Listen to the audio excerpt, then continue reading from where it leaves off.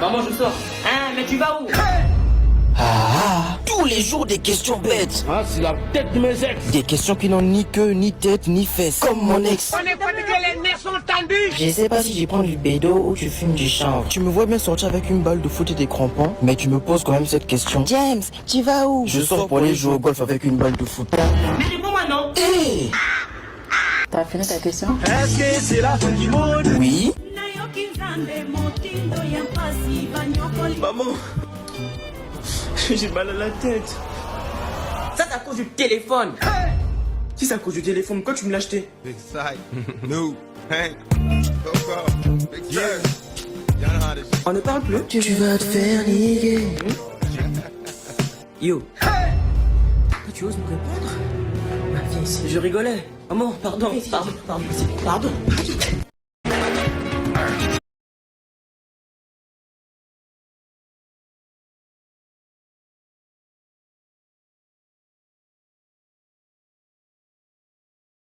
Photo qui cache une chose horrible. C'est parti. Une femme.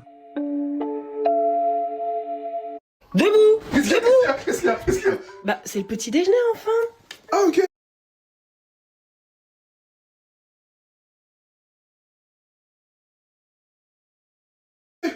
C'est tout. Bah oui. Ok, merci. Bébé, j'ai mon ex qui m'a envoyé un message, mais je viens de le bloquer. Je me suis dit que c'était mieux. Bien joué. C'est bon, tu peux ouvrir les yeux. Tiens, regarde. C'est le maillot de ton équipe préférée.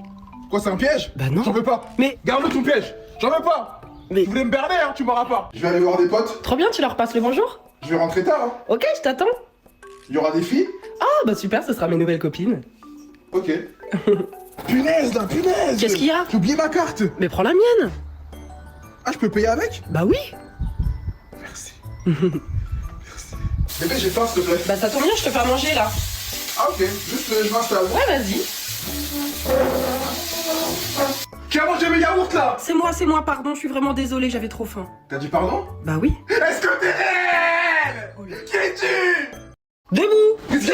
T'es-tu déjà senti triste ou seul dans ta... Mais les gars, pourquoi Vinicius devrait être suspendu pour les prochains matchs? Il a insulté l'arbitre pour une raison bien précise et les images sont complètement folles. Rodrigo lui a pété les plombs lors de sa sortie et va officiellement partir du Real. Ou encore l'explication de la nouvelle célébration d'Mbappé, c'est le bordel. Je t'explique tout ce qui s'est passé hier soir. Eh oui, Vinicius a mis tout le monde d'accord hier soir. Il a fait une petite sieste sur le banc pendant 60 minutes avant de rentrer en jeu et d'inscrire un but, une passe D. Sauf que le Brésilien s'est fait insulter toute la rencontre par les fans sans aucune raison. Ça a commencé dès sa rentrée sur le terrain, hué et insulté par l'ensemble du stade et leur a donc répondu en leur faisant signe qu'ils allaient redescendre en division 2 et aussi avec quelques provocations. Lors de son but, Vini est allé célébrer face à eux, mais l'arbitre lui a fait signe de ne pas célébrer, ce qui l'a fait vriller. Il a insulté avant qu'Mbappé lui ferme la bouche pour éviter qu'il se fasse exclure. Rodrigo de son côté a demandé à partir du Real selon les dernières infos de The Athletic, furieux d'avoir été sorti lors du dernier match et l'a bien montré, tandis qu'Mbappé lui a une nouvelle célébration depuis quelques matchs en réponse à ses détracteurs leur faisant signe qu'ils peuvent continuer à pleurer pendant que lui continue de planter chaque week-end. Le Kicks a été élu homme du match pour la deuxième fois consécutive.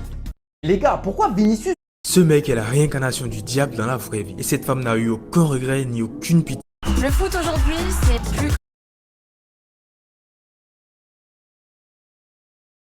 Ce mec est la réincarnation du diable dans la vraie vie. Et cette Le foot aujourd'hui, c'est...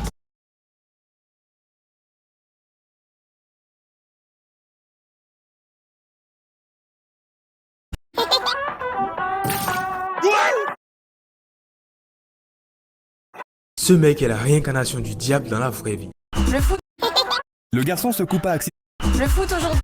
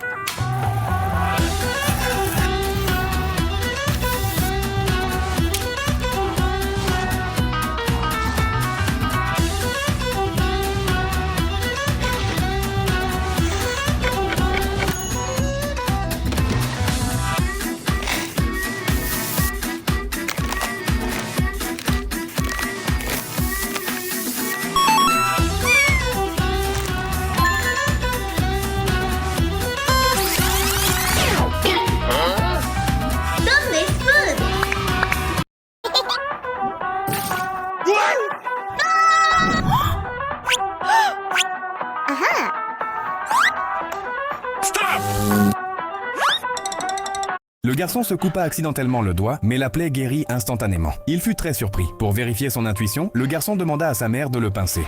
Puis, le garçon posa sa paume sur une flamme, mais il ne fut pas blessé. Il comprit alors qu'il avait des super pouvoirs. Ce jour-là, le caïd de l'école donna un coup de pied au garçon, mais la douleur se retourna contre lui. Le caïd frappa ensuite le garçon au nez, mais celui-ci ne ressentit rien. Frustré, le caïd prit un bâton et frappa le garçon à la tête. Mais ce fut lui qui eut mal. Cette scène étrange effraya le caïd. Le soir, le garçon rentra chez lui à vélo. Le caïd et sa bande arrivèrent en voiture derrière lui, cherchant à se venger. Le garçon tenta d'accélérer pour s'échapper, mais la voiture le percuta par derrière. Étonnamment, il ne fut pas blessé, tandis que la tête du caïd heurta le pare-brise, le blessant gravement. Les autres voyous se rendirent alors chez le garçon. Ils attachèrent les 4 coins de la maison avec des chaînes reliées à un pick-up et tirèrent. La maison s'effondra immédiatement. La mère du garçon essaya désespérément de s'échapper, mais la porte refusait de s'ouvrir. Terrifiée, elle resta piégée alors que le gaz s'échappait. La seconde suivante, la maison explosa violemment. Quand le garçon rentra, il se précipita dans les flammes et sortit le corps de sa mère.